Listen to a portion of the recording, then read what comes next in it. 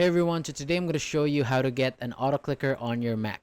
Alright, so first I'm on this website by Madi Batnya. So I'll leave the link in the description below, and once you're on the site, click on the auto click option, then hit the download button, and that'll take you to the GitHub page. Scroll down and you'll see different download links depending on your Mac version. So if you've got the newest macOS, click the latest version. So if you're on an older Mac, grab the older version instead.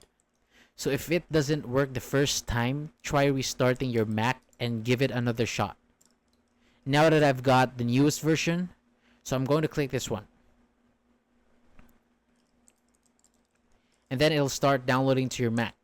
And once it's done, open the file and go through the installation steps. And then the first time that you open it, macOS will ask for permission.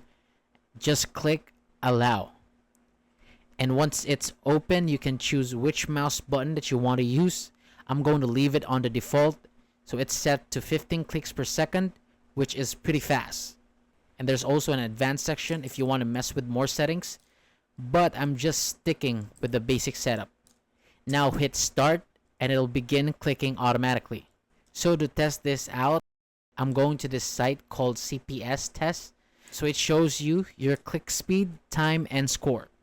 Move my cursor over to the text box and then click start on the website.